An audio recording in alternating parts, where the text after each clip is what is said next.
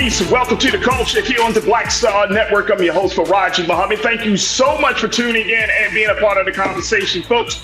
We got a lot to talk about today. Happy Thursday. First and foremost, let's talk about President Biden and the risk of losing young black voters over this whole Israel-Hamas conflict. I'm going to show you what a recent poll has said and why the president should be concerned. Also, let's talk about how one comedian uses Dr. King, a Dr. King quote, to defend Israel and how the King family responds to that situation.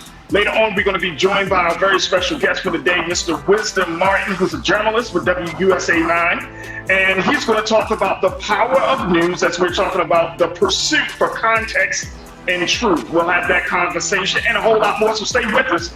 It's all happening on today's edition of The Culture right here on the Black Star Network. Let's go.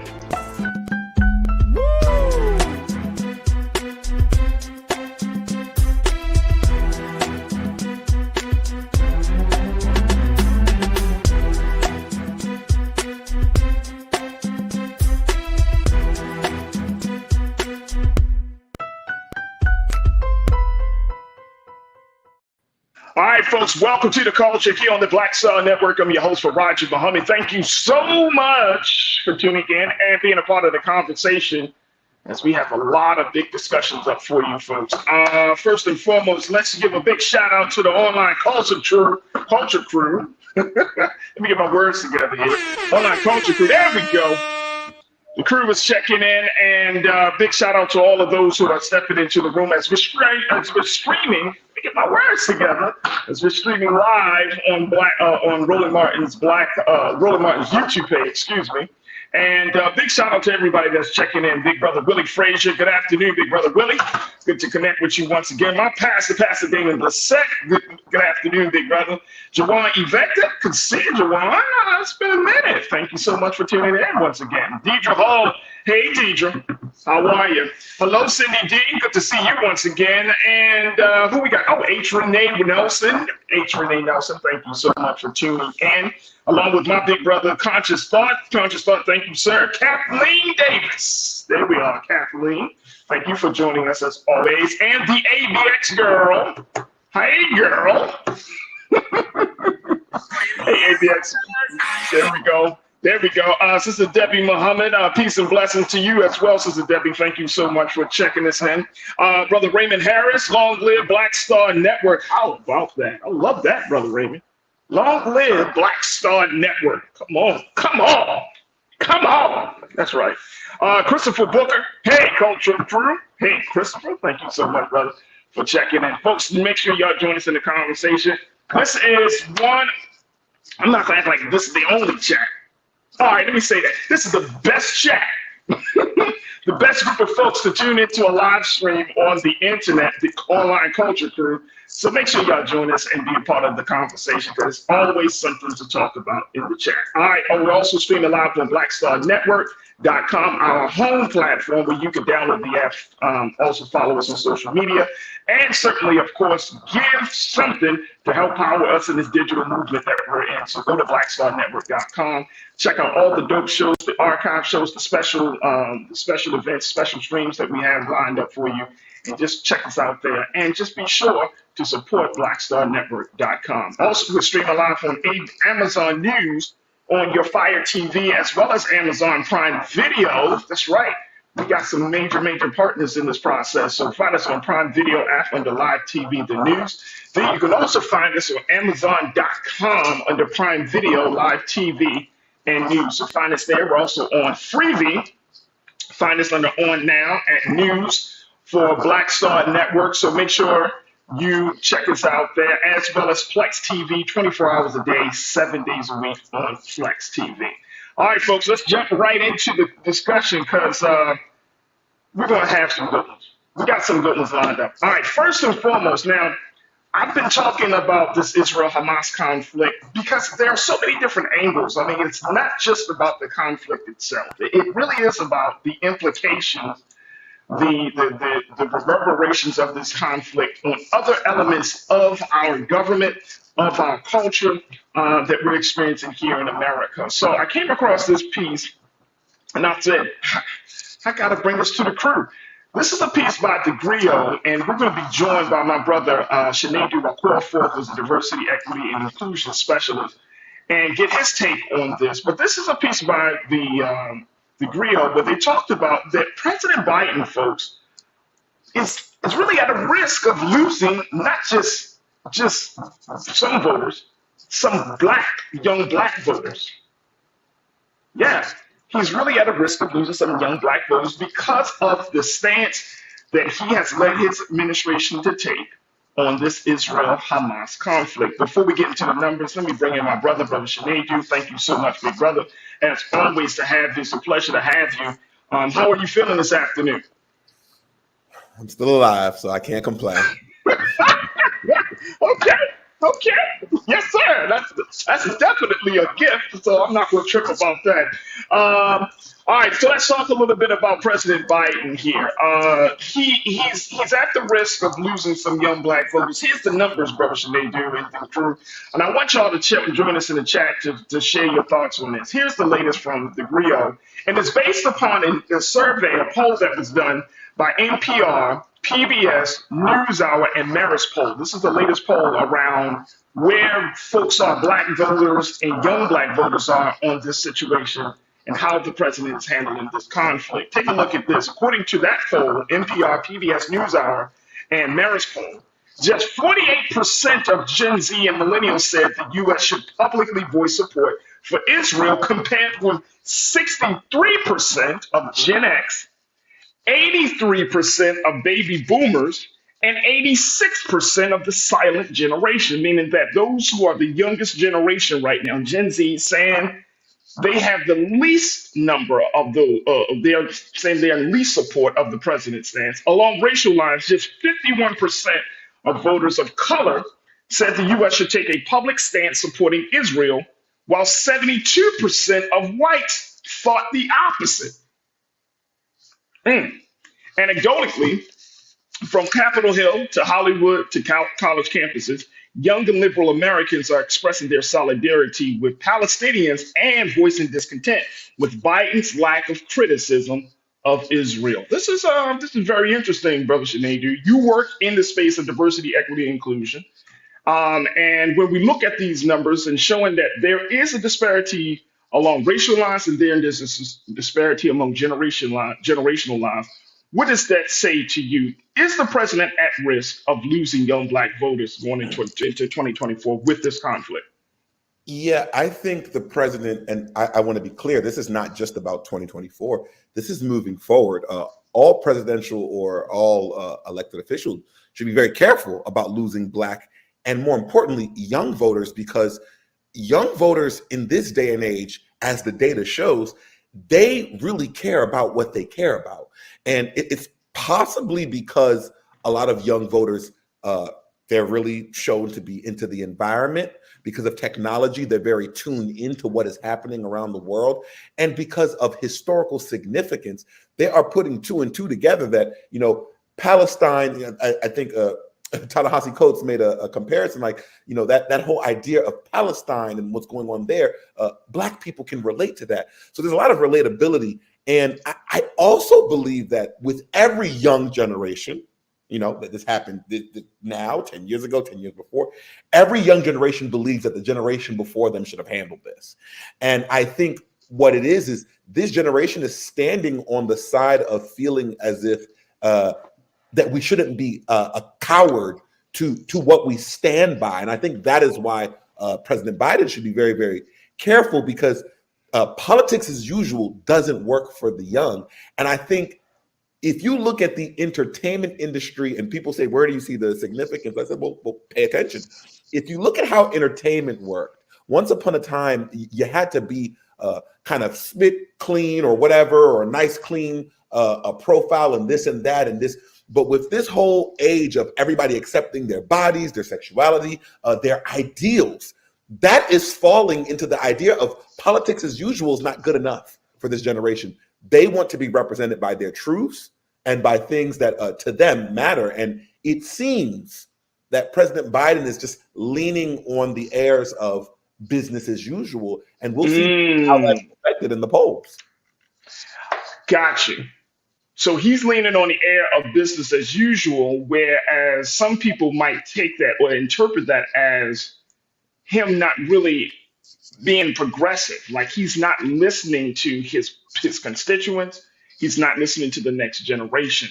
Right. And I think that there is something to that. I think there is something to that. I think there's a huge concern though, because some people would say, well, the history between these two countries, and I'm speaking of America and Israel, runs deep. The history between Israel and Palestine run deep. And I'm not trying to get into the woods of that, but what we're simply talking about is the implications of it, right? Like Right. we're talking about if you, it depends on depending on who you are and where you're from. One thing can be seen as aggression, another thing can be seen as victimhood, another thing can be seen as colonialism, another seems to be freedom fighting. So, from your vantage point, Sinead, how do we kind of like navigate through that? Because that the narrative of this story is getting jumbled, and it is highly biased depending on who you get your news from, where you get your information from. What's your take around it? Yeah, I really think, it's this case in particular is very, uh, it has been made to be difficult to decipher. And it's historically been made to be difficult to decipher just based on historical significance. However, when you think about truth and justice, what I believe is taking place, and this is not me making my stance on Israel, it's just what I'm thinking about, because I am also a part of this young generation. Right. If the president is supposed to be the quote unquote father of our country, and America, quote unquote, doesn't bow to anyone, that's what we say all the time. That has been up for question lately. It seems like, okay, let's say by the story of you hearing on CNN, Hamas attacked 1,400, okay? And Israel has the right to defend themselves. Absolutely, but there's also international law. And it seems as if our president, again, this is just by how it seems as like he's lacking the courage to speak up about that international law and have a firm stance on what he believes. And I think that, coupled with other things, is making folks feel like it's not hard to toe the line, is that this man has made a choice, and his choice is this. And then on their side, the young people have a choice, because we don't want war. I mean, we didn't live through some of the great wars, but we do remember what happened in Afghanistan and what happened in Iraq and so on. Yeah, that's a great point. We know how this ends. We know how 20 years later somebody can say, well, this maybe wasn't the best idea, but by that time billions have been spent and lives have been lost. Great point. Look, we're going to take a quick pause. When we come forward, we're going to continue this conversation. Kuri, I would love to get your take on this as we talk about President Biden and the risk of losing young Black voters. How the latest poll from NPR and PBS and Marist poll showing that Generation Z, the youngest of the generations, 48%, a little bit less than half of those who were polled agree with the stance that President Biden taking, leaving 52% to kind of say, nah, this is not the right move, and they're making their stand for solidarity. And I want to get your take on this, because here's the other thing, folks, before we take our pause. If young Black voters are saying, nah, I'm not going to ride with Biden on this election because of this stance, and then you have older Black voters who are saying, yeah, I mean, you can't accept every single decision, like every decision that a politician make, you're not going to agree with. So we still have to ride with him because on the other issues, he's A, B, and C. He's doing this, he's doing that. It could lead to a generational gap. It can lead to discord within the voting between the two generations. A whole lot can come out of that moment. So we want to continue to talk a little bit about this. Crew, I want to get your take. Join us as we stream it live on YouTube on the Roland Martin's YouTube page. And of course, stay with us, because the conversation will continue on the other side right here on The Culture on the Black Star Network.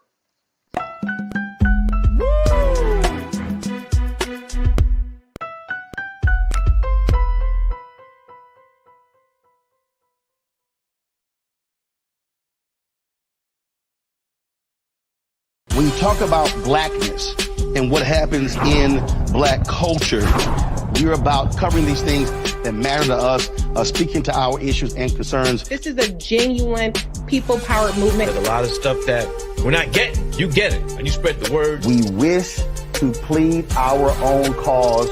Too long have others spoken for us. We cannot tell our own story if we can't pay for it. This is about covering us. Invest in black-owned media. Your dollars matter. We don't have to keep asking them to cover our stuff. So please support us in what we do, folks. We want to hit 2,000 people, $50 this month, raise $100,000. We're behind 100,000, so we want to hit that. Y'all money make this possible. Check some money orders. Go to P.O. Box 57196, Washington, D.C. 20037-0196. The Cash App is $RM Unfiltered. PayPal is R Martin Unfiltered. Venmo is RM Unfiltered. Zelle is Roland at RolandSMartin.com.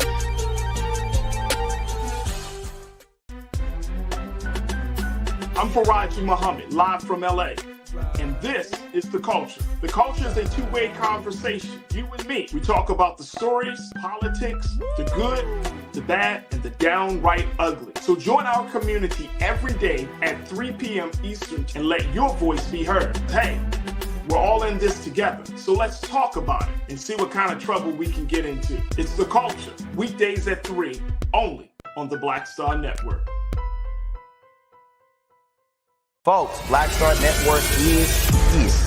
Oh, no punches! I'm real revolutionary right now. Support this man, Black Media. He makes sure that our stories are told. Thank you for being the voice of Black America, Roland. Stay black. I love y'all. All momentum we have now, we have to keep this going. The video looks phenomenal. See, there's a difference between Black Star Network and black-owned media and something like CNN. You can't be black-owned media and be scared. It's time to be smart. Bring your eyeballs home. You dig?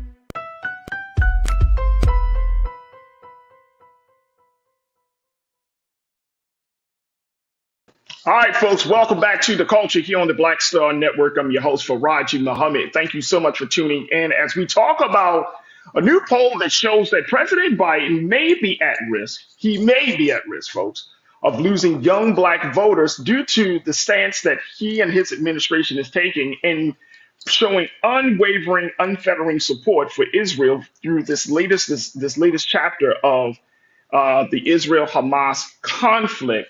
A conflict that has continued to rock the whole world, where a number of issues have come up, especially around humanitarian aid, and more importantly, the role that the United States of America will play in this whole conflict. Now, President Biden has announced that he's going to give billions of dollars to the state of Israel, and at the same time, he's giving hundreds of about $100 million in humanitarian aids. And some folks are just saying that's not enough, Mr. President.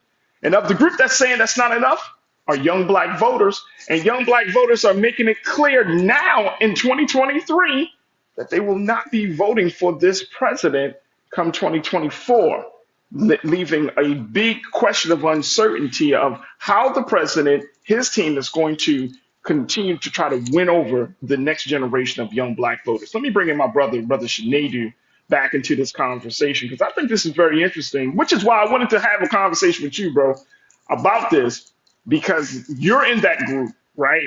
You're talking about Generation Z, Gen Zers, but you said it best. The politics are changing, and the president has to keep up. And I think that's the big challenge. Who said this? Let me see. Somebody in the crew said this, that the president has to walk a fine line, and I couldn't agree more. Cindy D, you said Biden is playing both sides like a fiddle. He's walking a fine line, and he has to.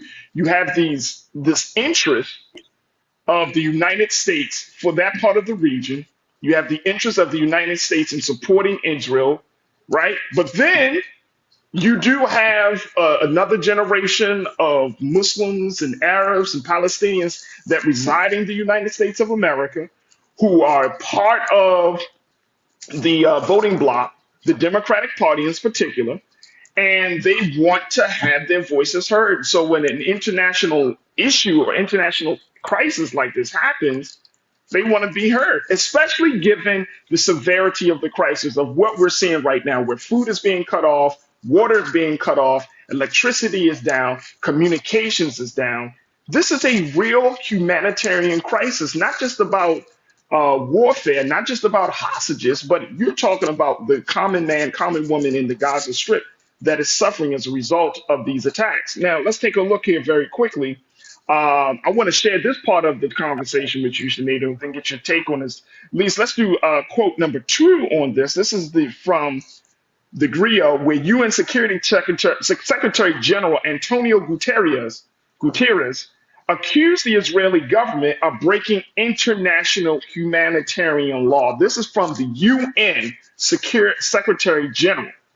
Similarly, in a letter last week, America's first black president, Barack Obama, said the Israeli government's decision to cut off food, water, and electricity in Gaza, quote, threatens not only to worsen a growing humanitarian crisis, but also could, quote, undermine long-term efforts to achieve peace and stability in the region. Biden and his administration have repeatedly said they will stand by Israel and its right to defend its citizens from terrorism. You talked about this, Brother Sinead. So the UN is saying this is a problem. Former president, he's not going all the way in because I don't think he wants to influence the American people because he's still quite popular, right, in the eyes of Black America and the eyes of America.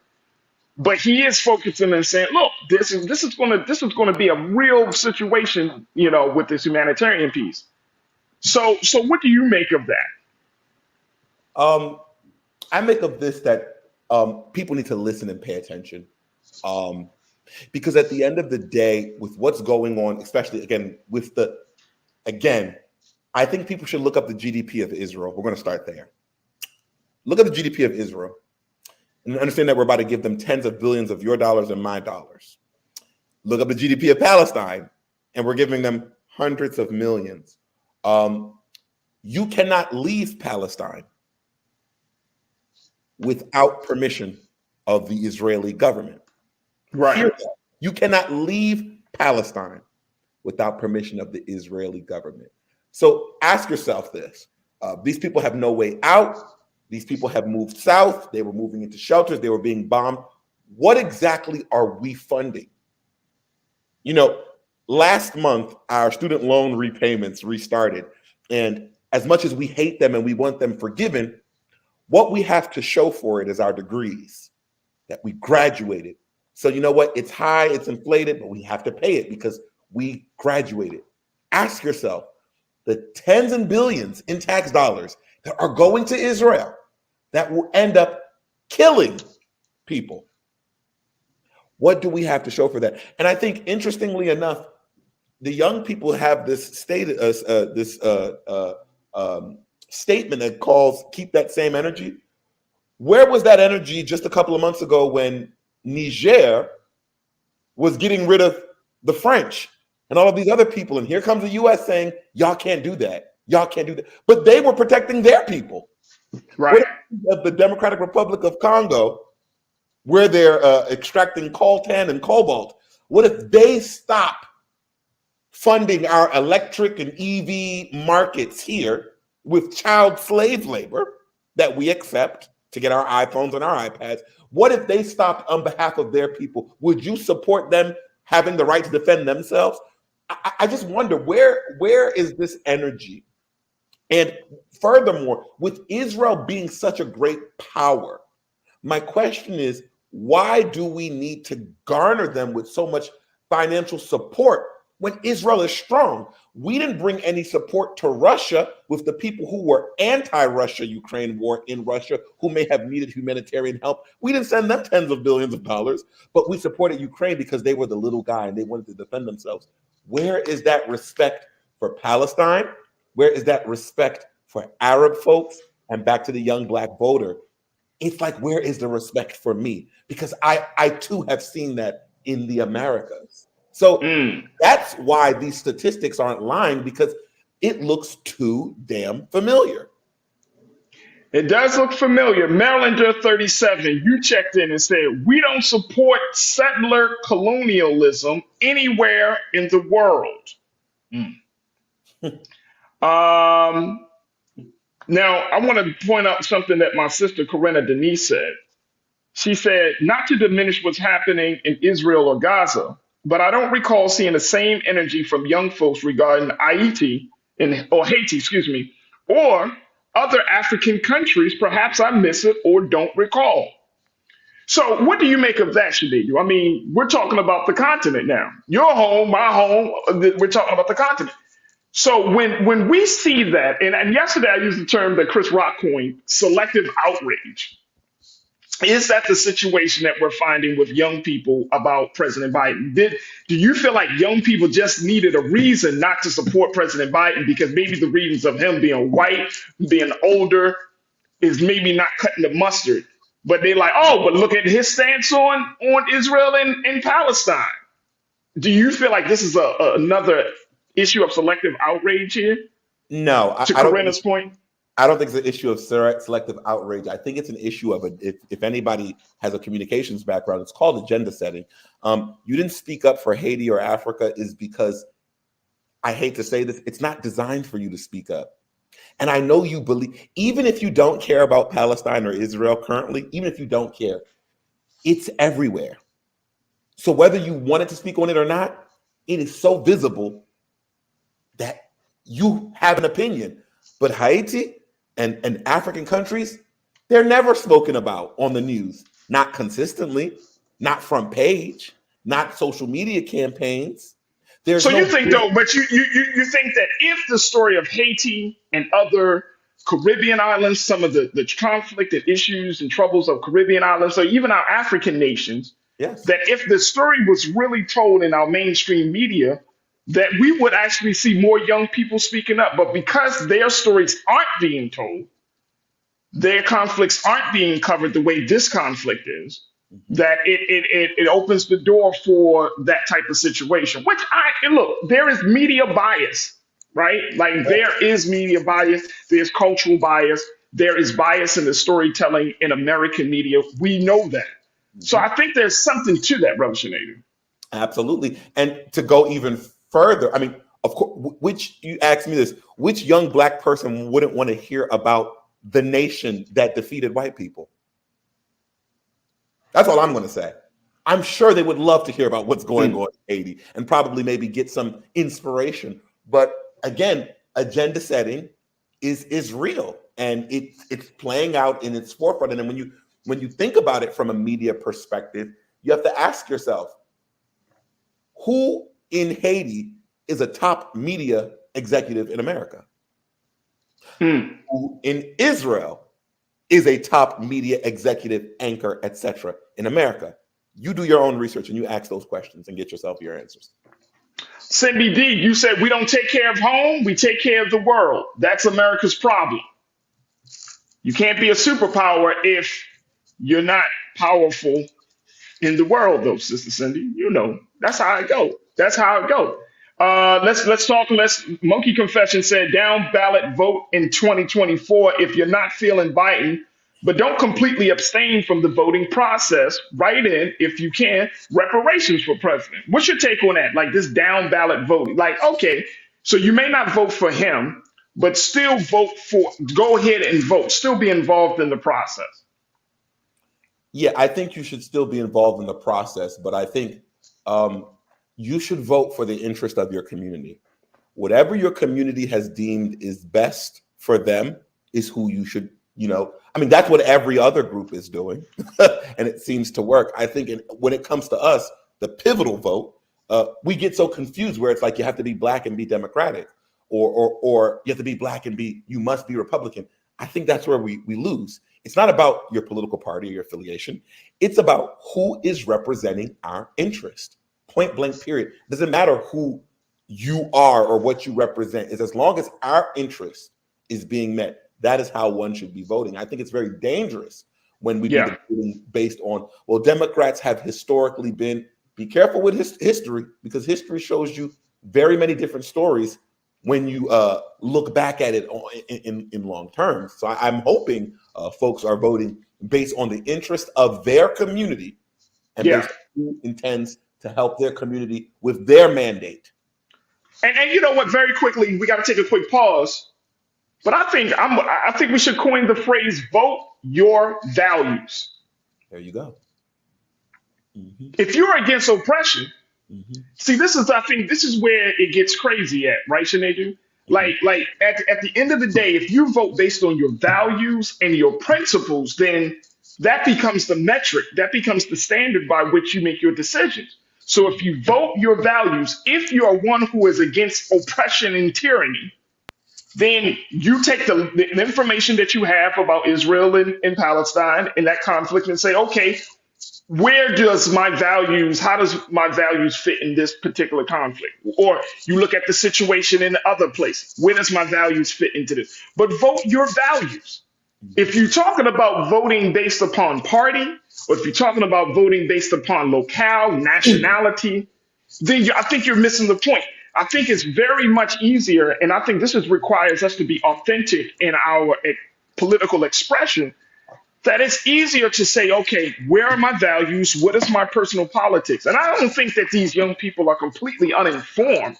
You see what I'm saying? And I don't think and y'all gonna really, I'm gonna mess y'all up with this one. Every time we talk about the issues of Israel and Palestine, doesn't mean we got to go through the intricacies of a 75 years worth of history. That's just not possible.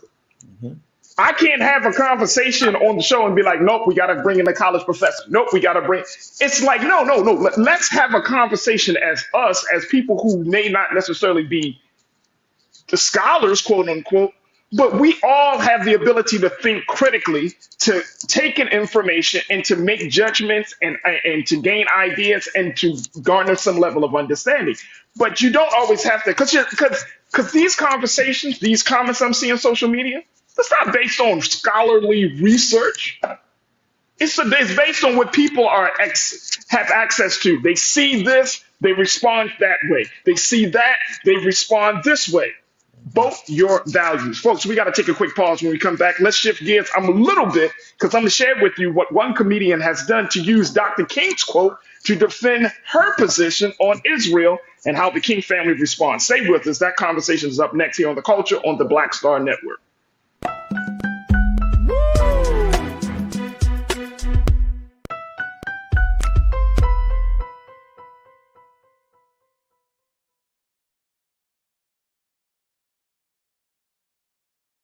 Folks, Black Star Network is here.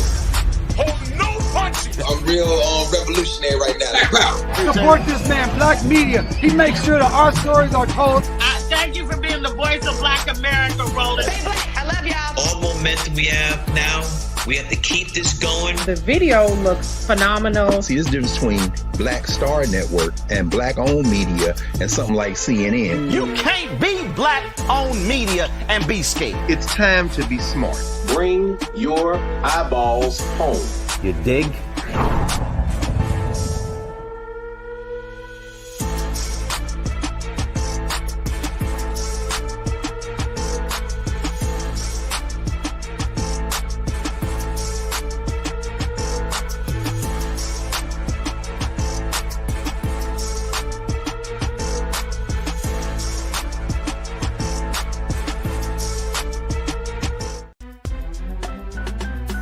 I'm Farajii Muhammad, live from LA.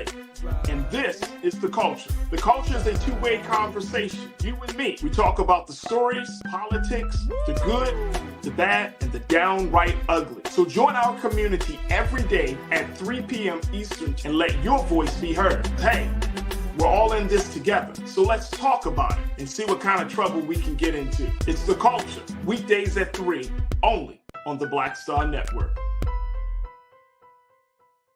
When you talk about blackness and what happens in black culture, you're about covering these things that matter to us, speaking to our issues and concerns. This is a genuine people-powered movement. There's a lot of stuff that we're not getting. You get it, and you spread the word. We wish to plead our own cause. Too long have others spoken for us. We cannot tell our own story if we can't pay for it. This is about covering us. Invest in black-owned media. Your dollars matter. We don't have to keep asking them to cover our stuff. So please support us in what we do, folks. We want to hit 2,000 people, $50 this month, raise $100,000. We're behind 100,000, so we want to hit that. Y'all money makes this possible. Check some money orders. Go to P.O. Box 57196, Washington, D.C. 20037-0196. The Cash App is $RM Unfiltered. PayPal is R Martin Unfiltered. Venmo is RM Unfiltered. Zelle is Roland at RolandSMartin.com.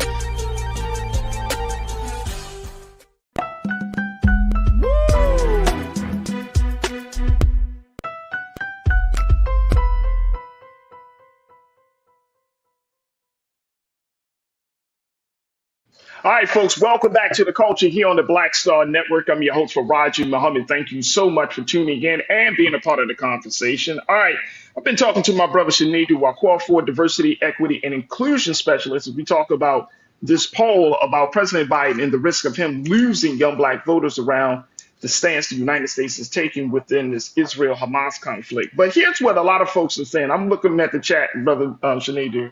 And folks are like saying, okay, values is one thing, but Farajii, it is all about interest. So I just took them a quick pause during the break to say, all right, let me look up what the word interest is. Very interesting, to say the least. When you're talking about interest, according to Cambridge Dictionary, the activities that you enjoy doing, when something is of interest, it holds your attention and makes you want to learn more about it. Okay, so it holds your attention and it's gotten you wanting to learn more about it. Vote your interest. Okay, that's fine. Just want to hold that. But then when you're talking about values, a person's principles or standards of behavior, one's judgment of what is important in life. So one thing holds your attention when you want to learn more about it. The other thing is something that is important to you. Now, which one is actually closer to who you are? That's what I'm saying. Which one do we want to kind of rest upon here? Are we talking about values or are we talking about interest? Now, interest, yes, that's fine. But when you're talking about values, this is intrinsic stuff. And I think, Brother Shanedu, this is part of the challenge where, you know, we try to act as if politics is outside of us.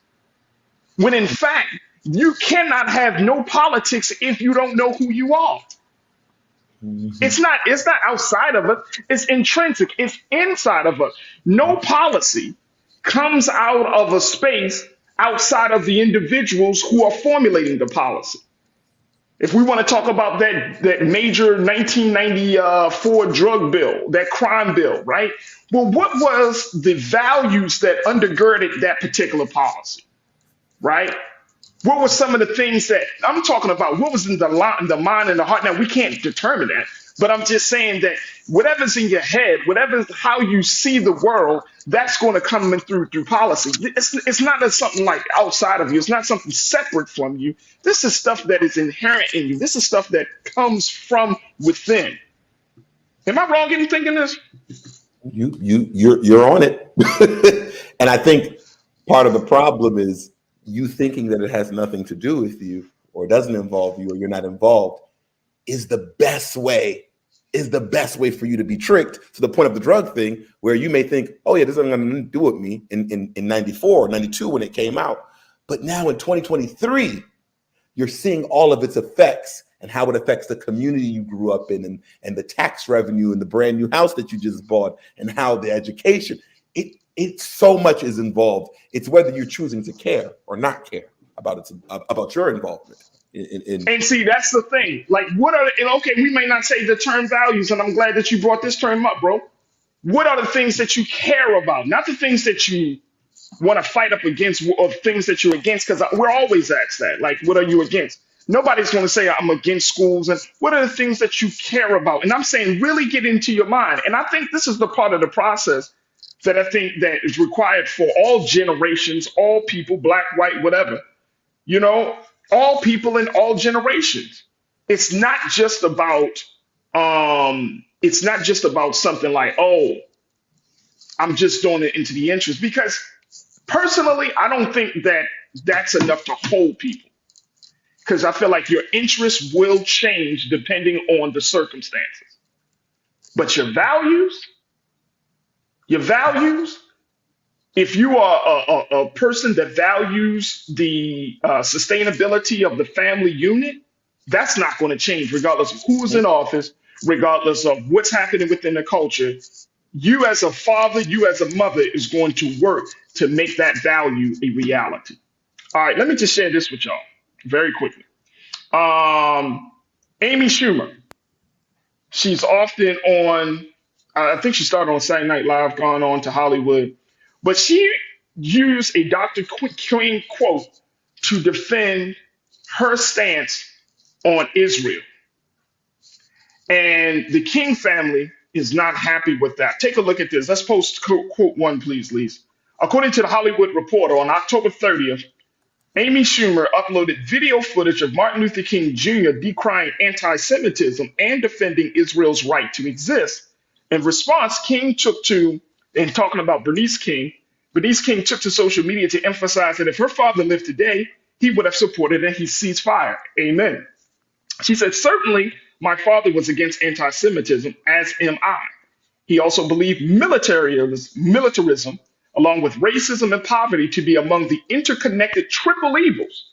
She said, I am certain he would call for Israel's bombing of Palestinians to cease, for hostages to be released, and for us to work for true peace, which includes justice. And Bernice King has repeatedly called for a ceasefire in the Israel-Hamas war. She took to X to passionately urge a ceasefire and immediate deployment to Gaza of additional crucial life-saving supplies at the scale needed. We can't wait. This is one of the issues, I think, Brother Shanadu, that we have in our culture where we can take a moment, a quote like Amy Schumer did, and take it out of and put it somewhere else without proper context, bro. And it will start to become a problem when you're telling the real history of where that person stood. I don't think anybody is for anti-Semitism, right? But at the same time, I don't understand how this woman, Amy Schumer, was able to think, oh, I'm going to use this and not understand the full picture of Dr. King, of where he stood. Dr. King didn't believe in war either. But then guess what? Dr. King didn't also believe in getting and staying in an oppressed position. He didn't believe in oppression because that was his value. So what do you make of this, bro? When we start to get into this space of massaging and using another person's word, a person that we love, that we go to for guidance, and the next thing you know, we're using it as a way to defend our stance without a full context. What's your take? Well, unfortunately, Martin Luther King Jr., rest his soul, he is the transitive black. He's the person that everybody gets to use, gets to name streets about, but that nobody gets to actually pay attention to his life and why it was taken. I think what is so white of Amy Schumer is to utilize that quote to make a greater stance on Dr. Martin Luther King. I wonder where that energy is in a homegrown context where she could have been using those words of Dr. Martin Luther King to stand with, let's say, the people who've been protesting with SAG-AFTRA, or the union workers who've been protesting from multiple facets of our country. Because we knew that Dr. King stood with those folks on a consistent basis through his life. But choosing to weaponize that one clip is just, it is quintessential whiteness. It's to say, look, even one of yours said this. The most revered of you said this. And I'm glad that the King's family came and came to the defense, because I think it is very dangerous to cut and paste a piece of Dr. King again and not go in full context. And guess what, bro? And let me just throw this in there very quickly. This is not just about Amy Schumer. Mm-hmm.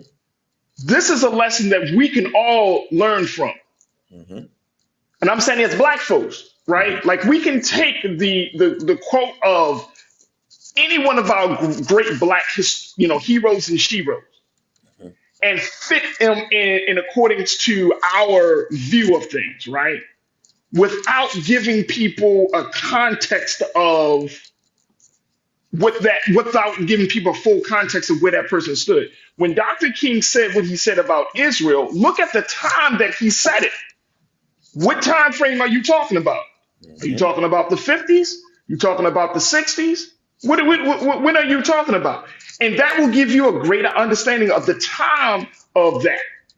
If Israel was established in 1947, 1948, and then you look at 7 or 10 years later, Dr. King saying something about that Israel has a right to exist. But Israel has grown to be a superpower in that part of the world as well. Since that time that Dr. King said his words. But Dr. King's prevailing view and value and interest is no war. Is the fact that would he be happy with Israel's accumulation of nuclear war, of nuclear armament? And I think that, see, I love when I say something earlier and it ends up coming back to be come on at the end, just like a good pastor. Back to what I was telling y'all about agenda setting. What Amy Schumer did is no different than how America continues to speak of Martin Luther King as I have a dream and not the speech he made to the sanitation worker. That's agenda setting. That is to control you to think one way about something. And that is the major point of what I've been saying. And I think what she, again, and this is not the first time Amy Schumer, remember what happened after the Oscars. It's not the first time Amy Schumer has jumped into business that don't belong to her or that she should not be jumping into. But if I may put this out there, Farajii, let's stop quoting the dead. Let's pay attention to the living. Did you hear the Freudian slips of the president of Israel, Netanyahu, the foreign minister of Israel, who I think both had Freudian slips within the last week, where they literally said out their mouth that we're trying to destroy these people. And then that they're even saying that they're not. Again, no one made them say this. And they said this on national television. This is not AI generated. You can go look it up. So it's like, I find it interesting that these folk defending themselves can say the most heinous things in the world. And let's say defense is the right thing to do. But heinous should be heinous no matter who says it, whether it's defense or indefensible.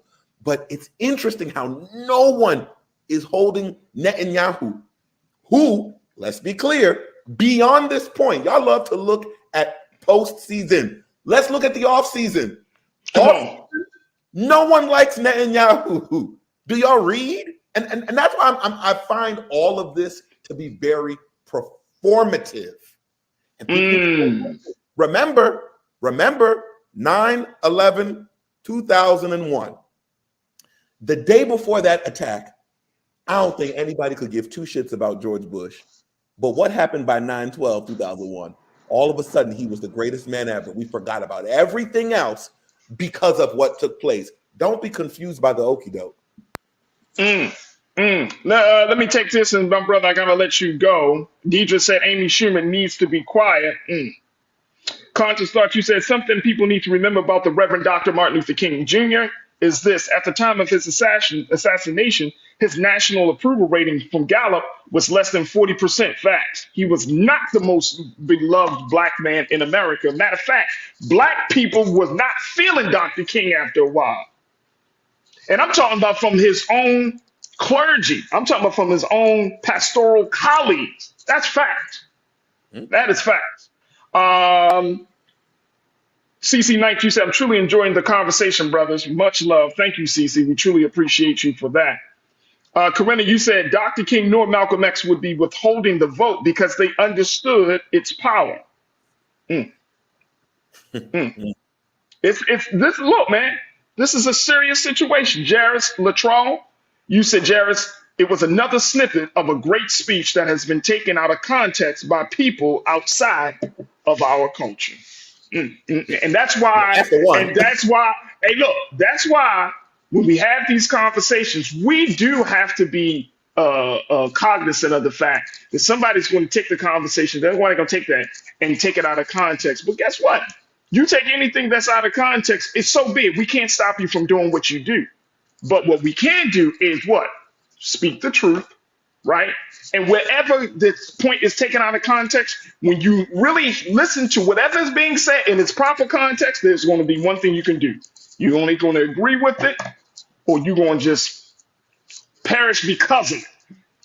Just speak the truth. If you're speaking the truth and it's taken out of context, guess what? You're still going to be the winner because truth always stands alone. It cannot be defeated, unlike the internet. It's like the internet, right? My brother Sinedu, I appreciate you. I love you. Thank you so much for joining us and providing your insight. God willing, we will reconnect with you very soon. Thank you, brother Sinedu. Love you too, brother. Inshallah. See you soon. Yes, sir. All right, folks, we got to take a quick pause. When we come forward, let's talk about the power of news as we're talking about the pursuit of context and truth. We're going to be checking in with journalist Wisdom Martin from WUSA 9 to talk to us about the role that he plays as a journalist and what he sees and how we should have certain conversations. Stay with us. The conversation continues on the other side right here on The Culture on the Black Star Network.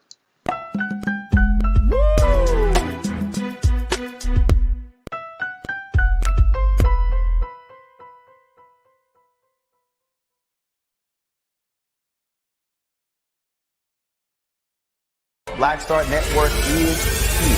Oh, no punch! I'm real revolutionary right now.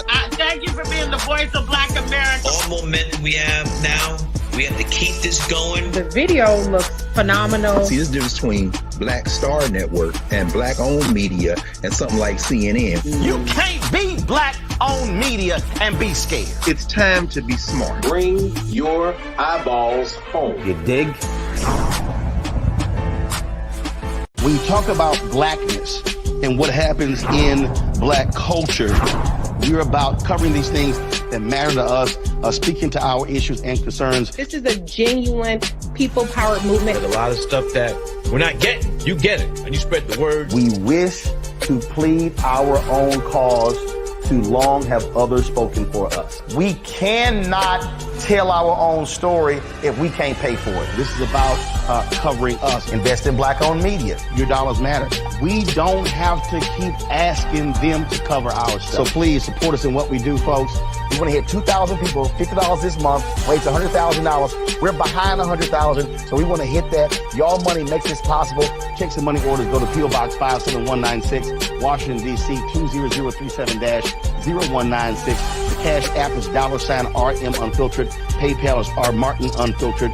Venmo is RM Unfiltered. Zelle is Roland at RolandSMartin.com.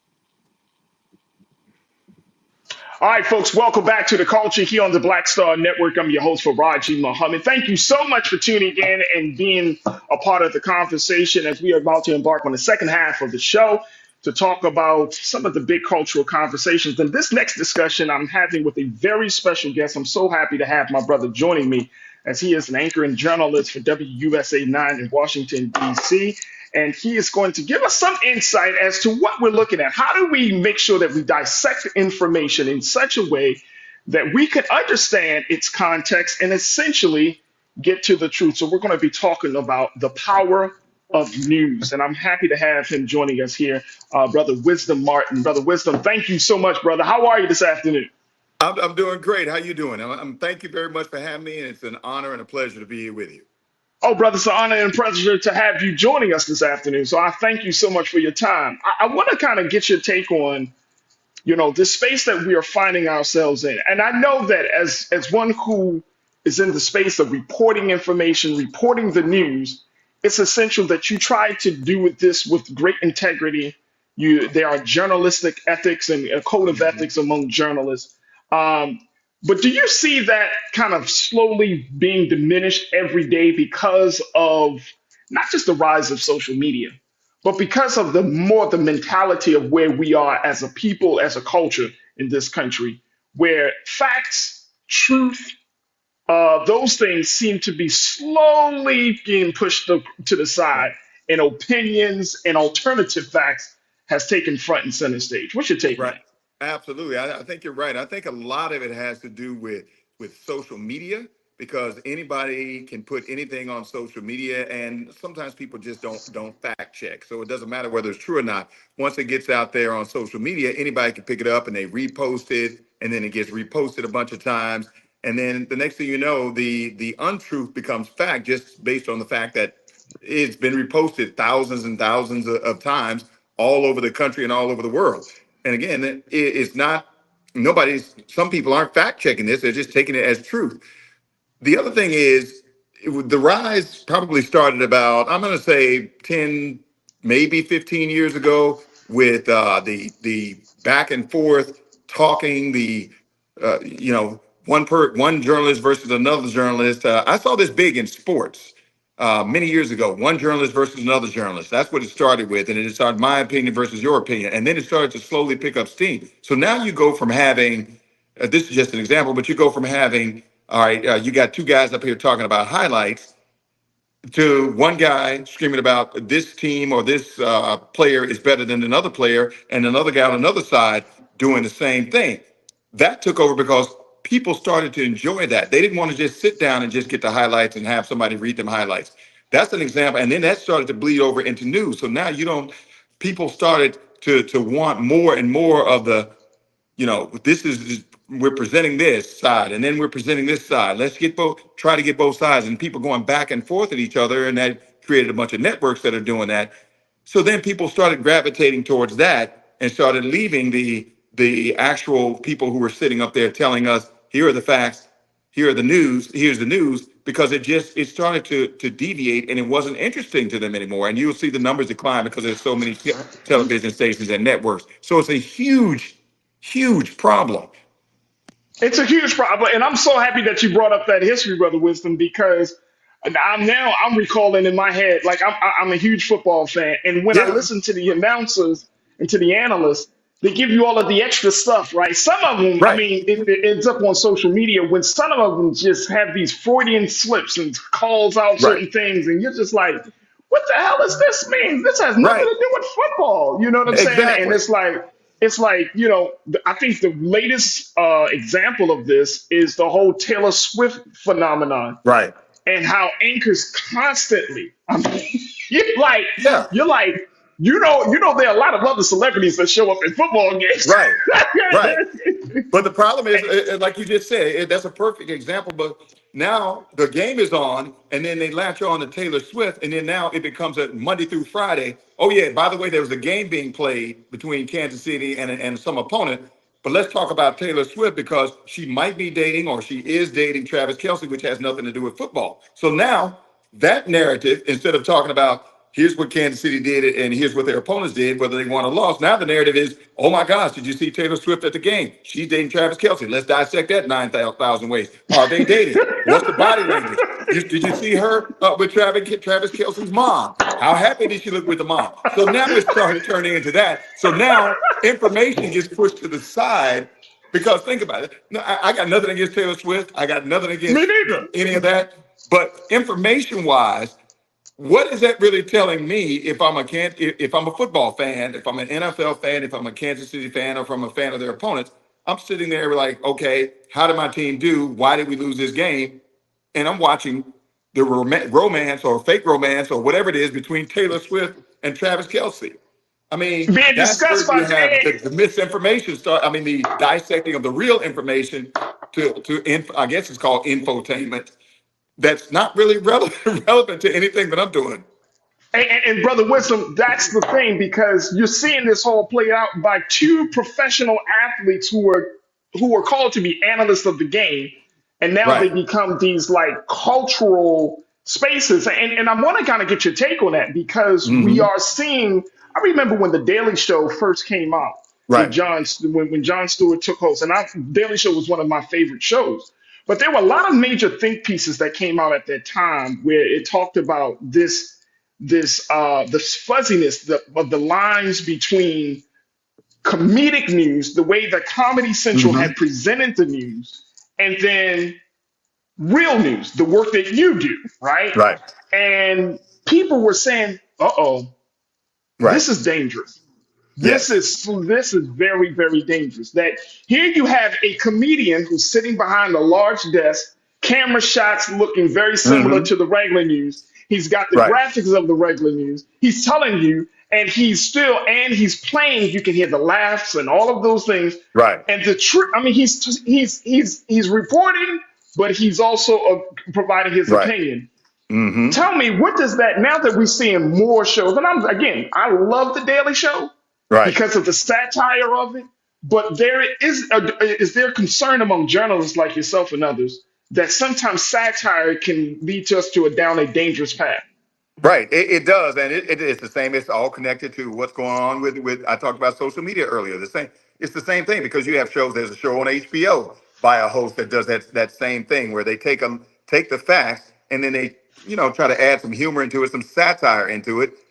And the danger is people, again, will take this as hardcore fact and not do the joke part of it or the satire part of it and just take the other part of it and just run with it. There's an entire network, and you know what I'm talking about. There's an entire network based on people just sitting up there talking, and it's not based on facts. It's playing to a certain audience that will not fact check and will take information, misinformation, and run with it. And the reason that that's dangerous is because now you're taking misinformation. You're feeding it out to people who do not fact check or do not, sometimes they don't even care. They just hear one thing, whatever they feel like they want to hear, they take it and run with it. And then they take that out into society. And that's in the back of their minds when they're approaching people that are being talked about on these shows that are not based in fact. Right. That's where a lot of this stuff starts to be dangerous and troublesome. And that's why I'll say also it's very important when it comes to being the remaining real journalists and real journalism. We're talking about hardcore journalism here, that you have representation in the room. You hear people talk all the time about representation matters. I can tell you firsthand, I've been doing journalism, television news for over 30 years. Over 30 years from the time going back to when I was in college. Representation matters because when you get in the room and you start discussing what you're going to cover for the any news like the news organizations, you have to be in the room. People of color need to be in that room because that offers some different perspective about why we're doing this story. And it also can break up some of the negative narratives that okay, we're doing this story because of this. So if you're in the room, you can say, well, that's not necessarily true. That neighborhood is not this. That person is not this. I'll say one more thing about what I just said to add to it, and then I'll toss it back to you. Yes, But sir. again, I'm going to say we see a lot of this when it comes to sports. And because everything's all tied in, narratives are created about Black athletes that are harsh, hardcore, and super negative anytime a Black athlete does anything. For example, Deion Sanders and his kids on at Colorado. Every time they're being they're celebrating victories and they're being brash, they're considered bad people. They're considered arrogant. They're considered why are you allowed to do this? These types of things. When you see other people do it, that's not the story that's being told. I watched Rob Gronkowski with the New England Patriots just cut up every time he scores a touchdown, and nobody. Oh, he's just a great guy. So that's the kind of stuff I'm talking about. If you're in the room, you get to partake in these conversations and say, well, wait a minute, hold up. Why is this person being demonized and why is this other person not being demonized? We shouldn't be approaching this way. And unfortunately, sometimes we're not in the room. And unfortunately, sometimes for the sake of entertainment, people get to be demonized. Well, these horrible athletes. Why are they doing this? Why are they doing that? I had a discussion with somebody one time at one of my old stations about this, and they were saying, I don't understand why these athletes make all this money and they can't do this and they can't do that and they make these bad decisions. Well, the truth of the matter is, a lot of these athletes that we're talking about come from neighborhoods that are not well off. They come from backgrounds that are not that great. So and then they go to college on these scholarships and become superior athletes. And then they go to the pros and then they get a lot of money. So you have someone who comes from a negative background. And you know what I mean when I say negative background, with no guidance, the parents and the family not necessarily in their corner. and then you give them a bunch of money. And that sometimes that's a recipe for disaster. Absolutely. And if you're not there to say, wait a minute, you don't demonize the guy because he doesn't know and because he's making mistakes, because other people make mistakes. This just happens to be a high profile athlete that's making these mistakes, whether it's with his money or whether it's with other decisions that he makes. We have to be in the room. Look, we're going to take a quick pause. When we come forward, more conversation with my brother Wisdom Martin, who is a journalist for WUSA 9 in Washington, D.C., as we talk about the power of news, folks, and the pursuit of context and the truth. I want to hear from you, crew. I want you to get your take on this as we talk about all of these things. And this is just from sports to just the presentation of news, but there is an impact. There is a consequence on all of this. And let's talk about it, the consequence that Black America will feel and continue to feel as a result of this. So, folks, we're just really getting started with my brother Wisdom, and of course with you. Stay with us. It's The Culture here on the Black Star Network.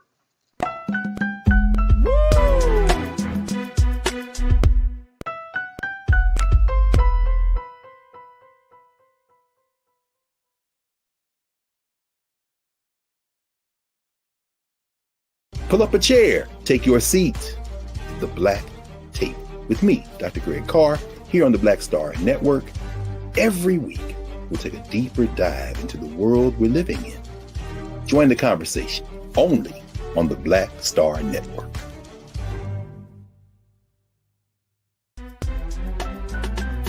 I'm Farajii Muhammad, live from LA. And this is The Culture. The Culture is a two-way conversation. You and me. We talk about the stories, politics, the good, the bad, and the downright ugly. So join our community every day at 3 p.m. Eastern and let your voice be heard. Hey, we're all in this together. So let's talk about it and see what kind of trouble we can get into. It's The Culture, weekdays at 3, only on the Black Star Network. When you talk about blackness and what happens in Black culture, we're about covering these things that matter to us, speaking to our issues and concerns. This is a genuine people-powered movement. There's a lot of stuff that we're not getting. You get it, and you spread the word. We wish to plead our own cause. Too long have others spoken for us. We cannot tell our own story if we can't pay for it. This is about covering us. Invest in Black-owned media. Your dollars matter. We don't have to keep asking them to cover our stuff. So please support us in what we do, folks. We want to hit 2,000 people, $50 this month, raise $100,000. We're behind 100,000, so we want to hit that. Y'all money makes this possible. Checks and money orders go to P.O. Box 57196, Washington, D.C. 20037-0196. The Cash App is $RM Unfiltered. PayPal is R Martin Unfiltered. Venmo is RM Unfiltered. Zelle is RolandS.Martin.com. Folks, Black Star Network is here. Oh, no punches! I'm real revolutionary right now. Support this man, Black Media. He makes sure that our stories are told. Thank you for being the voice of Black America, Roland. I love y'all. All momentum we have now, we have to keep this going. The video looks phenomenal. See, this difference between Black Star Network and Black-owned media and something like CNN. You can't be Black-owned media and be scared. It's time to be smart. Bring your eyeballs home. You dig?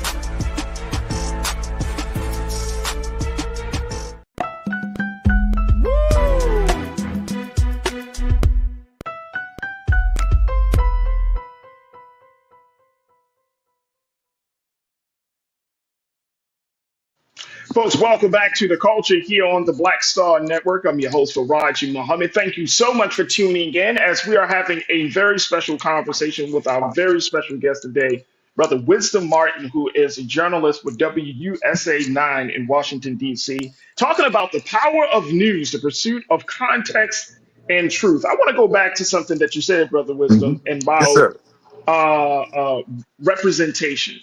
Mm-hmm. One of the key reasons why Brother Roland Martin even started this network is because there was a gap of representation in telling news, and more importantly, and focusing on those stories that would be both empowering Mm-hmm. and informative to Black America. But this is not the only news space, Black news space. You have the Afro newspaper out of Baltimore, the Final Call newspaper in Chicago. Years ago, there was the Pittsburgh Courier. There were a lot more Black news spaces years ago than it is now, but which is ironic Mm-hmm. because more Black people are we're in a much different position than say 50 years ago. We Right. have more technology and we have more consciousness now. So I want to kind of get your take on that level of representation. Why is it that we seem to not be as represented in the news and information space, even though we have made greater gains?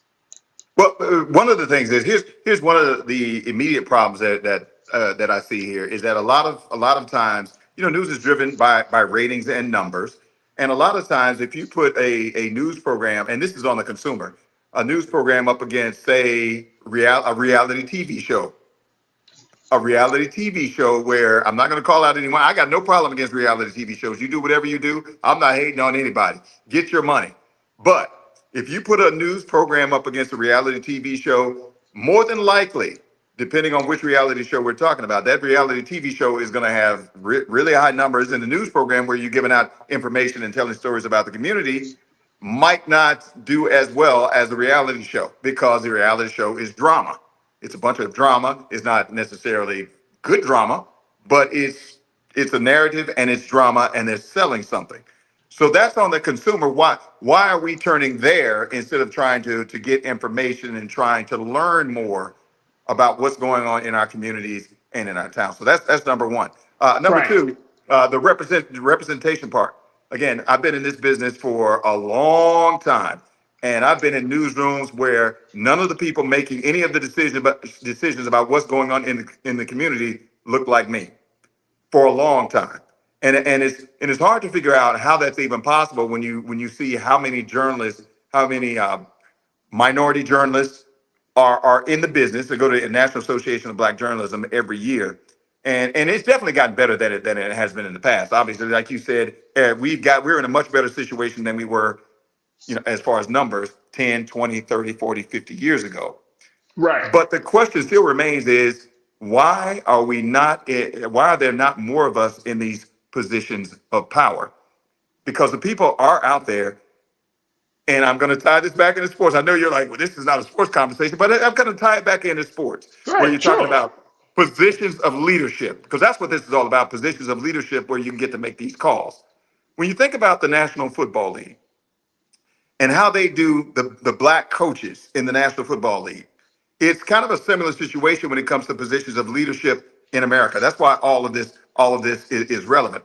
Eric Bieniemy, who was the offensive coordinator, black offensive coordinator with the Kansas City Chiefs. He's here in Washington now with the Washington Commanders. All right. Right. Eric Bieniemy was the offensive coordinator for 2 Super Bowl winning teams with Patrick Mahomes and Andy Reid. And he went to another Super Bowl with Patrick Mahomes and Andy Reid. Did not get a job. Could not get a job. So they there was some kind of false narrative created about him, about his attitude, and about his approach. Meanwhile, in those 3 Super Bowls, everybody that they beat in the playoffs, or not everybody, but a lot of the teams that they beat in the playoffs and in the Super Bowl, those coordinators got jobs.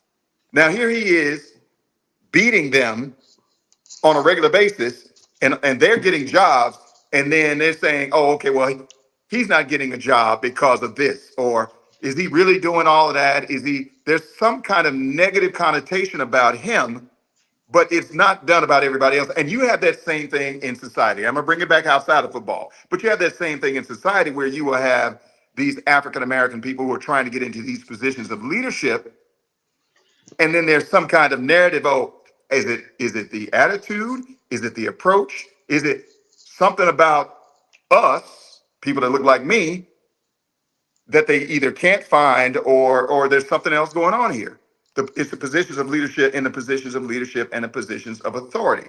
So that is probably why we see what we see when it comes to certain, certain networks and certain media. Because again, if you don't have us in the room, then our stories don't get told, and we don't get a chance to fight for those stories. But and I think it's a couple of things come to my mind. It's interesting, very ironic, Brother Wisdom, that when you talk about the NFL's there, of course, the people that are in those, corner suites making all of those decisions, Right. the owners and the general managers making those decisions, and they're predominantly that's a white group of people, Mm-hmm. right? Mm-hmm. White males. Let me say that. Let me get very specific. White males. But the Mm-hmm. culture of the NFL is that of hip hop. Right. Because that makes money. Right. And see, that's why that's the point. You know what I mean? Like the driving force of it is that we don't have a problem using your culture, but we will handle the business. And I think that is part of why we find ourselves in this space. And I'm saying not just in the NFL, just in Right. general in Black America, that our culture is often put out there. And I when I hear people say representation, I often just ask the question, are you talking about a cultural thing? Because it's one thing to be culturally influential, Mm-hmm. but then it's another thing to be influential. Right. Right. You know Absolutely. what I'm saying? Like you are the driving force for the culture. You're the driving force for business. Your interests, your values are the driving force for everything. But I think that sometimes I'm just trying to want to put this together. How do we push back on just being seen and not having, whereas our presence is not fully felt? That's the cool thing. Mm-hmm. We have to get into that space, right? Like I'm all good with being seen. Okay. Right. Yeah. But when it comes to the money, when it comes to the ownership, when it comes to the behind the closed doors business, our presence is not felt at all. Right. And I don't know the answer to that. I don't know how we kick down those doors or get into that space. The only thing I can think of is to keep pushing and keep fighting somehow. I'll give you another example. LeBron James. A lot of people hate LeBron James and or try to argue whether he's the GOAT or not. But here's the thing about LeBron James. LeBron James has created his own sort of a black economy, if you will. I remember he stepped out there when when some people were telling him to shut up and dribble. LeBron James stepped out there anyway. And because LeBron James stepped out there, other players got behind him, and then they started to step out there. And then the next thing you know, LeBron James steps out, Dwayne Wade steps out, Carmelo Anthony. And then you have the ladies from the WNBA. And then you have other people that are stepping out there trying to get on the front lines. LeBron James hires his friend, Rich Paul, to manage all his affairs. Now, in the past, that wasn't being done. It was superstar athlete, go get the superstar agent that everybody else is using, and then let that agent make all the money, and then you go play ball. LeBron James changed that narrative. My guy, Rich Paul, his buddy, Rich Paul, I'm going to put him in charge of everything and make him a superpower, make him a super agent, have him control the money that's coming out of my pocket, and it's a lot of money. So now you have one guy, LeBron James, who is this economy within an economy. So not only is he making money for the NBA and whatever team he plays for, he goes back and he gets, okay, my guy Rich Paul and some other people around him. Now he's taking some of that money and spreading it out to him. Now Rich Paul is, I would hope, is doing some of the same things, bringing people up with him. So the success is not just LeBron James winning championships and LeBron James being famous and making movies and all this stuff. Think about that. LeBron James and Empire, one of the best players to ever play the game, brings along his guy and puts him in charge of the money, thus making that guy a millionaire. Right. And having access to even more capital to do more things and get into other spaces. So that's one thing. I know everybody doesn't have $1 million. Everybody doesn't have LeBron James money. We're not dunking basketballs. That's not what we're here for. But that's a great example of how people can make a difference, and you can do that on a small scale. All right, and I'm sure, Brother Wisdom, you heard this story where the NBA. This is from TMZ. They reported it where the Department of Justice is has opened up an inquiry into the NBA about its prohibiting the growth of the Big Three League that was started by Ice Cube. I've heard about that. Mm-hmm. You see what I'm saying? And Oh, so yeah. we're seeing, and so to the point that you were just making, like we're seeing that, yes, LeBron James is making moves within the given structure that he plays in. But the moment that we start to do something for ourselves, to tell our story, to be represented, to no longer say, I'm not going to be in the room, I'm going to build my own damn house. I like that. I like that. Right? You know what I'm saying? We're getting to a space, now you're a threat. Now the DOJ, a government institution, has to come in and say, let me just open up for inquiries. Not to say that y'all are guilty, but we have some inkling that something may be happening, preventing you, where you're preventing this alternative league that I think Ice Cube started because he wanted to, create a different space outside of the NBA. Now y'all are preventing this alternative league to get resources, players, capital, all types of stuff. And I think this is a lesson that is an ongoing lesson for us as Black America, that the moment you start to step outside of the system that of white supremacy, then that's going to be a moment where you're going to have some problems. Well, and I think that speaks to the context, and the truth of the matter is that when we get and talk about context, we can't talk about the context of our plight, our condition, through the lens of white America anymore. We got to look at it through the plight, the lens of Black people telling our own stories. Right. And the key to that is you got to keep going and you got to keep fighting, because the moment that you stop is the moment that everything starts to go away. You got to keep going, and you got to keep fighting. You got to keep figuring out different ways to maneuver in different spaces. And I know, people are coming after you. I know that. That just is what it is. But you got to keep going, because think about it. The long-term impact, every little piece makes a difference. Every little step makes a difference. I just listened to, I can't remember the exact quote, but I was listening to Martin Luther King, a quote from Martin Luther King.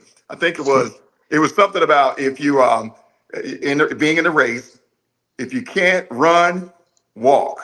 If you can't walk, crawl. But by all means, keep going. Keep going. And that's the bottom line. You have to keep going. You have to have these conversations that like we're having right now and figure out, okay, what is the next move? What is the next space we can enter into? Social media is a huge space. We need to get into that space as well and figure out that whole thing. Everybody's trying to figure that out. Some people have already figured it out. Younger people have figured it out. I think Brother Roland has figured it out. Yeah. I'm gonna be honest with you. Yeah. I think, regardless of how people say, well, I don't, whatever. Yo, Brother Roland is on. Y'all know Roland is on social media like no other. He constantly pumping this thing out. So I think that we look at it. You got to keep going, and I think that there is and I know I got to take a quick pause, but I want to kind of get your take, because when there's facts, when there's news coming across our screens, there's news coming across the radio speakers. When there's news coming across, that's going to affect Black Americans. That's going to affect how we see the world, how we see ourselves, and I want to kind of get your take on, if that information does not empower, but actually diminishes who we are, what is the proper response of the listener, of the watcher, of the reader? Look, we're going to take a quick pause and continue our conversation with Wisdom Martin. And of course, I'm going to bring up some of your thoughts on this discussion as we talk about the power of news, the pursuit of context and the truth. Stay with us. It's The Culture here on the Black Star Network.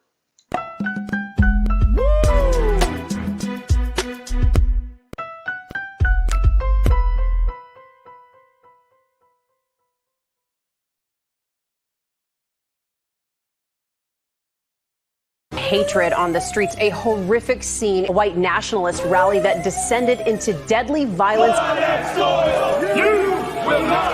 White people are losing their damn minds.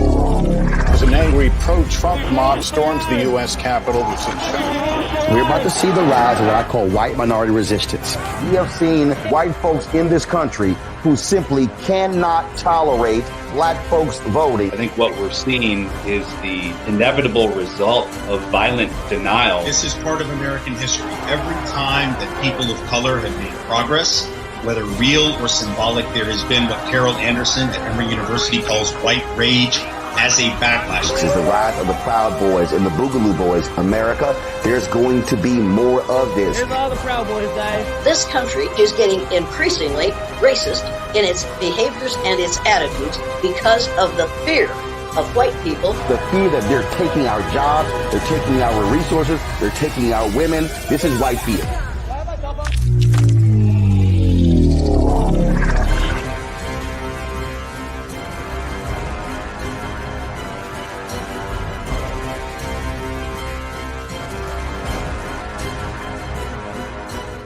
Black Star Network is here. Oh, no punch! I'm real revolutionary right now. Thank you for being the voice of Black America. All momentum we have now, we have to keep this going. The video looks phenomenal. See, there's a difference between Black Star Network and black-owned media and something like CNN. You can't be black-owned media and be scared. It's time to be smart. Bring your eyeballs home. You dig?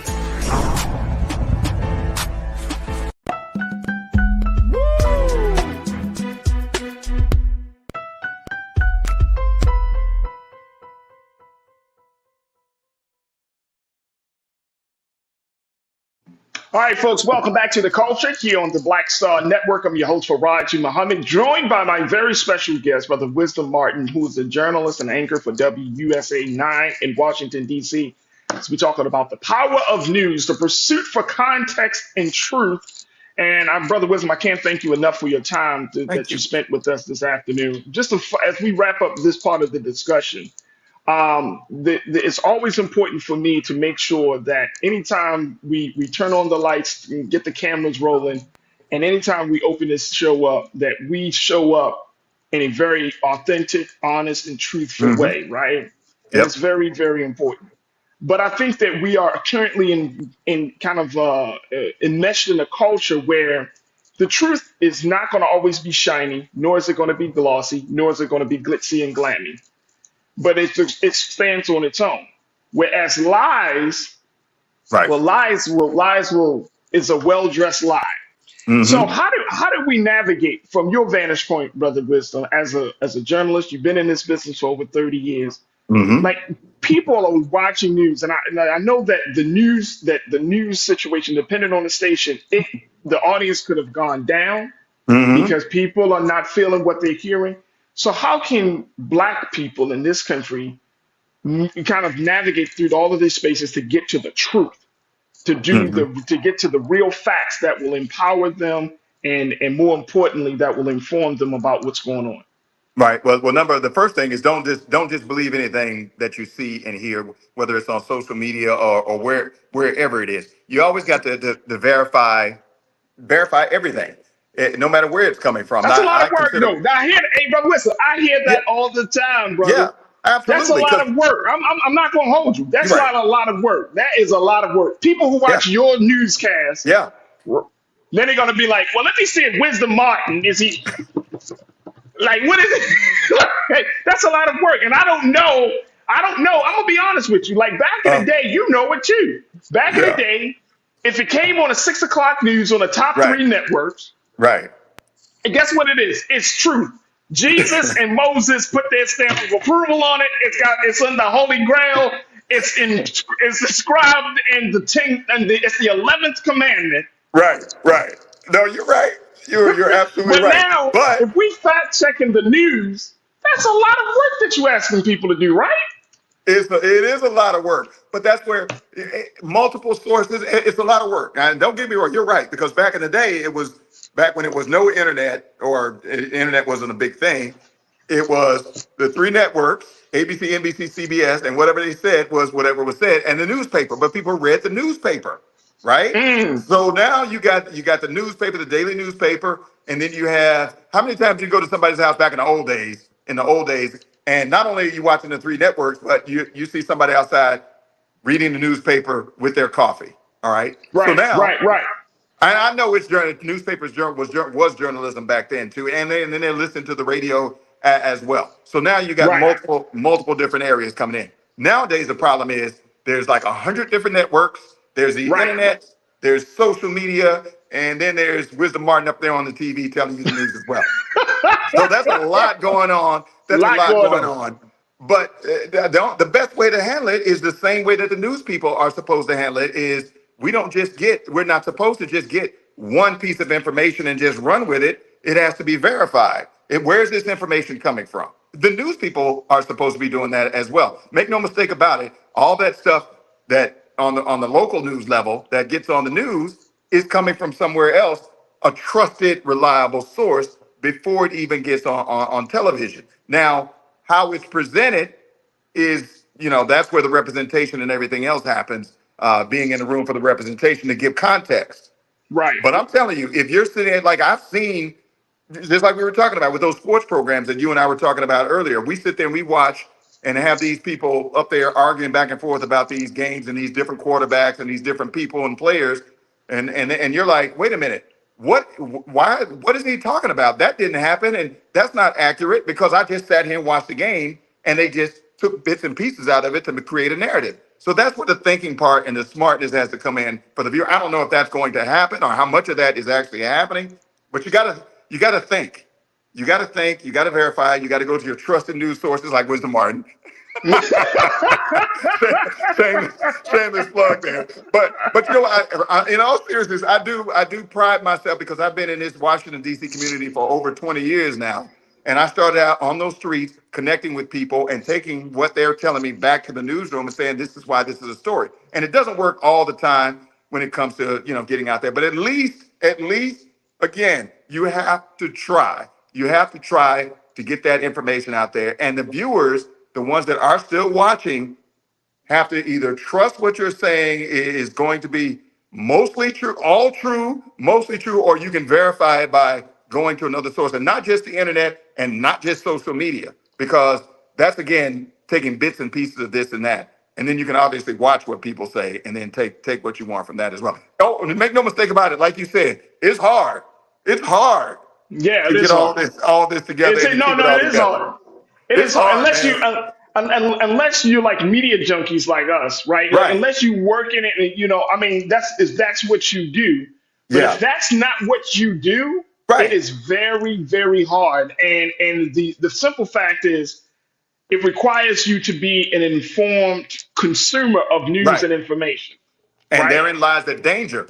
Therein lies the danger, because if you're not an informed consumer and you're just taking information from anybody, therein lies the problem. Is anybody can tell you anything and you're like, that's fact, and I'm just going to run with it, when it could not even be true. It could have an agenda. It could be anything.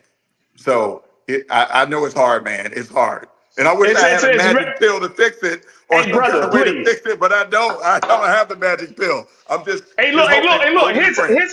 Here's a consequence of that, Brother Wisdom. Yeah. You could be up there reporting the news, telling people straight facts, just laying it out. I'm up here. I'm up here. I feel like a professor or a teacher some days. I'm bringing up charts and quotes and stuff. And then guess what? Somebody gonna be like, I don't believe you. Right. And I mean a black person. They be like, I still don't believe you. I still don't believe it. And you're like, I'm being authentic. I'm putting my integrity out there on the line each and every day that you see me, and you like, I don't believe you. Or more importantly, I don't trust you. Right. Brother Muhammad, and the bottom line is, as you know this, there are just going to be some people that you are not going to win over. I don't care what you do. If you take it and put it right in front of them, if I take this pen right here and put it right in front of them and say, this is a red ink pen, it's made by whatever company it's made by, and here's why this pen is relevant, there are going to be people, whether it's on social media or we're watching TV, saying, Wisdom Martin does not know what he's talking about. That pen is not red. That pen is fuchsia. And because he said that pen is red when it's fuchsia, and it's not made, that company is a company that sells Nike shoes and not Reebok shoes. He doesn't know what he's talking about. Those people exist, and you're not going to win them over. I put a post up. I did a story just a couple of days ago about Mildred Muhammad, who is the ex-wife of the we had her on, Brother Wisdom. Yep, the DC ex-wife of the DC sniper, right? Right.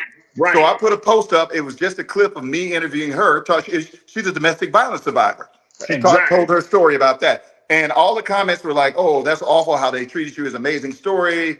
And then one comment, well, technically it's not the DC sniper because all the people he shot were in Maryland and Virginia. So you need to get off TV because you're not telling the truth. You see what I'm saying? Now, do you think that I'm going to win that guy over? No. Do you think I'm going to win him over? He didn't care anything about domestic violence. He didn't care anything about Mildred Muhammad. He just cared about it being called the DC sniper, as if I made that up myself and created that myself. It was a whole, you know what it was. It was a DC area.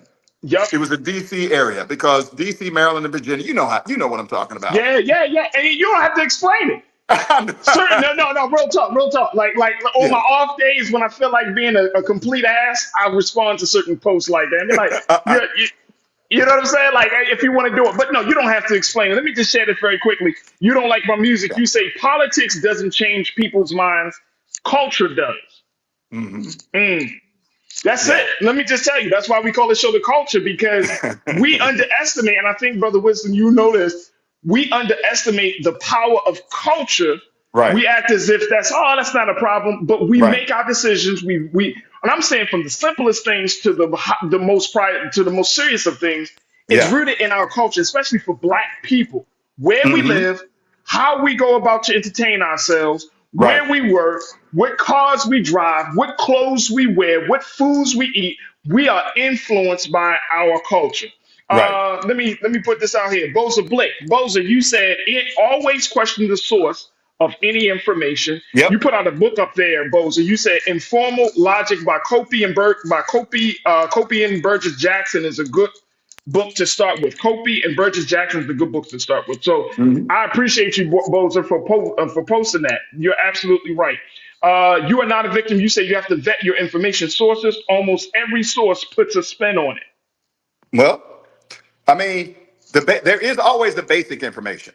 There's the flat line of information. It's like this is actually what happened. Now, outside of that is when the story starts getting crafted. But again, just like the person said, I know it's a lot of work, but just you got to verify and know where this information is coming from and decide in your mind how much of this information is real. Does it sound right?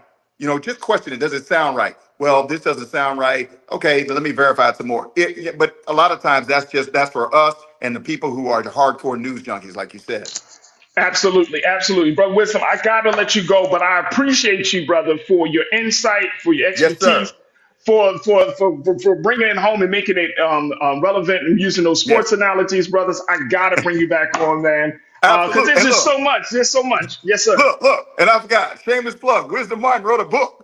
My first book is called Pass Interference. It's the history of Black quarterbacks in the NFL. You can verify the sources on that as well. But I got lots of information on here going all the way back to the 50s, dealing with racism and quarterbacks all the way up to current times. So, So, again, you can read the book, buy it anywhere books are sold, and you can verify all the information that's in the book as well. Verify. There it is. Hey, y'all, make sure y'all follow Wisdom Martin on all social media platforms. And more importantly, tune into his broadcast, to his newscast on WUSA 9, especially if you're in that area. And I'm talking about Washington, D.C. I'm talking about, let me stop being a jokester. Like we don't know where D.C. is. Right. Well, make sure y'all tune in. Brother Wisdom, thank you so much for your time. And again, brother, thank you for being so good for the culture. Thank you very much. It is an honor and a pleasure, Mr. Muhammad. I appreciate it. Oh, brother, thank you. Folks, we got to take a quick pause. When we come forward, I'm going to share with you a story about Harriet Tubman in the city of Philadelphia, of how she's going to get some love in the city of brotherly love. Stay with us. That conversation is up next here on The Culture on the Black Star Network.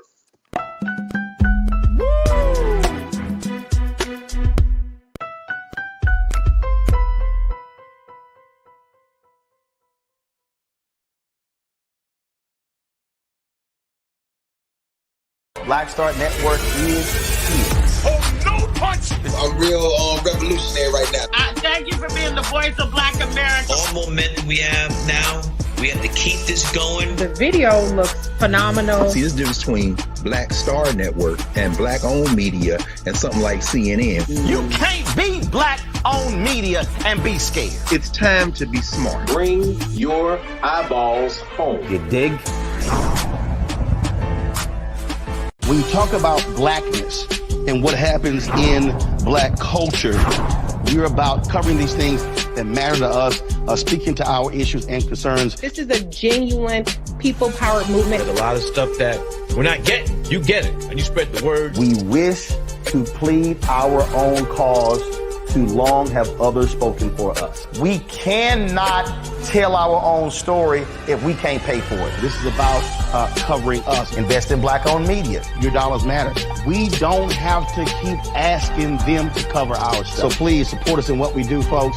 We want to hit 2,000 people, $50 this month, raise $100,000. We're behind 100,000, so we want to hit that. Y'all money makes this possible. Check some money orders. Go to P.O. Box 57196, Washington, D.C. 20037-0196. The Cash App is $RM Unfiltered. PayPal is R Martin Unfiltered. Venmo is RM Unfiltered. Zelle is Roland at RolandSMartin.com.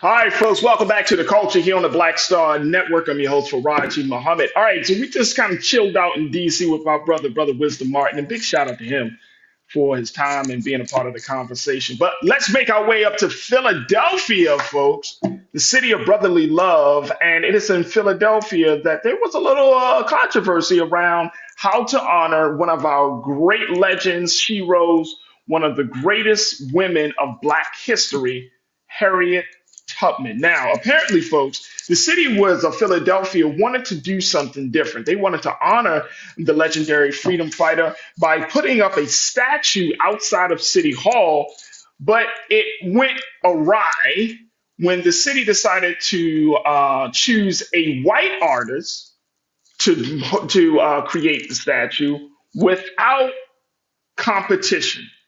There was no bidding process for it. No one knew what was going on. And so when they announced that this white artist was going to do this special statue that would sit in front of City Hall in the city of brotherly love, y'all know what's going to happen. People didn't like it. Now, the white artist, they had contacted last year Philadelphia city officials, according to the reports, offered the commission to Wesley Wolford, who is a white sculptor from North Carolina. The city contacted Wolford after a traveling version of his 2017 statue of Tubman appeared at City Hall. But by him being a white artist in the city of brotherly love, Philly, that is full of nothing but vast culture and artistry, folks weren't trying to buy that. And especially since the city contacted Wolford without any type of competition, nothing was done. Guess what? The city had told Wolford, you know what? So sorry, but because of the protest, because of the outrage around this situation, we're going to have to just go through this competition, a bidding process. And as a result of that, another artist was chosen by the name of Alvin Pettit. He beat out 4 of the semifinalists with a design called A Higher Power, the Call of a Freedom Fighter. At least, can we post that picture? I want to show you. This is a badass statue of Harriet Tubman. I want us to post this picture of Harriet Tubman from this story because, folks, when you see this see this statue, you will understand why. Maybe, I don't know what Wesley Wolford would have done. I can't tell you that. But I want to show you what Alvin Pettit decided to do as he tried to symbolize the power, the strength, the leadership of our sister Harriet Tubman. Let me just show y'all this picture. Can we make that bigger, please? You can take me out the frame. Let's make this big because I wanna see them. Look at this right here, y'all. This of course is not the art. Let's move the lower third. Let's take that out. Let's take out the lower third. We don't need that right now. But this picture here, this is the statue of Harriet Tubman. Imagine this statue being in front of Philadelphia City Hall. Again, this design is called A Higher Power, the Call of a Freedom Fighter. Just keep that on the screen as I describe it. This is going to be a nearly 14-foot bronze statue, the first of a Black woman who is a historical figure in the city's public art collection, and it is portraying Tubman as a military leader and freedom fighter. If y'all look closely in this statue, right there in her waist, you can't make this stuff up. Look how dope this thing is. Right there in her waist is the gun, the famed gun. Of course, we know that she worked in many capacities, and she used that. She said she would use that gun if necessary, but she worked as a nurse for the Union Army during the Civil War. She helped lead over 150 Black soldiers on a gunboat raid in South Carolina. According to Mr. Pettit, she is shown in majestic prayer. Perhaps she is calling upon her faith or contemplating a battle. This woman was a soldier, a scout, a Union spy, a military strategist, and a war hero. Therefore, I captured a moment in time that shows her as a conqueror. Woo! Now, let me just throw this out here. Alvin Pettit is a Baltimore-bred artist. That's how we come from. That's how we come through the door in Baltimore. Baltimore-bred artist with this joint. There we go. But let me tell y'all something. I wish that there was a statue of this in cities across this country. This is a powerful depiction of a major figure in Black history. So I understand why Mr. Alvin Pettit was chosen to do this design for the city of Philadelphia. And congratulations, Brother Alvin, for getting this. But this right here, this speaks to me, y'all. I don't know about nobody else. Let me check in with y'all and see. Coretta, you said this is that is a beautiful statue of Harriet Tubman. Brother Damon, you got the hands clapping. Lana, my sister, you put the fire emojis and said, I love it. Demakra, you said a statue of Harriet Tubman praying to Father God in the name of Jesus. Come on, man. This is what's going on. This is what's going on. So big shout out to Alvin. The city of Philadelphia is going to get a blessing with this statue. And guess what? I can know because of the culture that we in, the time frame that we in, the mindset of many people, somebody's going to have a problem with this. Somebody's going to have a problem. But guess what? Who cares? This is our history. This is how we want our heroes and sheroes to be seen to the world. Stop making Black folks, freedom fighters, look weak and meek and oh my gosh, no. They coming through the door with fire. They coming through the door with faith. They coming through the door with fearlessness. So big shout out. I just love the statue so much. So big shout out to Alvin Pettit for this. And I'm glad that the city of Philadelphia decided to do this the right way with hosting a competition for that. And then that feels much more in alignment with the spirit of justice. But Harriet Tubman deserves to be recognized in such a major way. And so I'm looking forward to seeing that, man. I might just travel to Philly just to get a couple of pictures of that. But if you're in Philadelphia, bring your friends or family. Once this exhibition is, this statue is completed, man, we should flood that place. We need to flood that place. Take pictures and the whole nine and allow this to be an inspiration for the next generation. All right, excuse me. All right, folks, I thank y'all so much for the great show. I want to thank our very special guest, Wisdom Martin. Make sure y'all check him out on WUSA 9. But I thank all of you for tuning in for the fantastic chat that I saw happening today. Make sure y'all do your due diligence. Support us here at Black Star Network. If you enjoyed the conversation, I also got to thank my big brother, Sinead Wakor, for it. If you enjoyed the conversation, make sure you go to our website at blackstarnetwork.com. Download the app for free. Follow us on social media at Black Star Network. And more importantly, give something. Give something that will help us to continue to power us in this movement. As you heard Brother Wisdom Martin say that there are only a few places that you can find this type of news, And guess what? We're doing this every single day. We're doing this with my show. We're doing this with Roland Martin Unfiltered. We're doing this with The Frequency with D. Barnes. We're doing it with all of our shows, The Black Table of Dr. Carr. But we need your support. So make sure you go to our website today at blackstarnetwork.com. Also want to give a big shout out to my production team, Joel, Shannon, Chris, Maddie, King Keenan, and my sister Lise. Thank you for making the show possible. And for all of you who did not join us in the chat, but you tuned in, thank you. Stay tuned. Up next at Roland Martin Unfiltered at 6 p.m. Eastern Time. But remember this, never be afraid to challenge what's wrong. Stand for what's right while being yourself in the process. God willing, we will talk tomorrow for another day, for the final day of the week of the culture, right here, only here, exclusively here on the Black Star Network. Talk to you soon. Have a great afternoon and evening. Peace.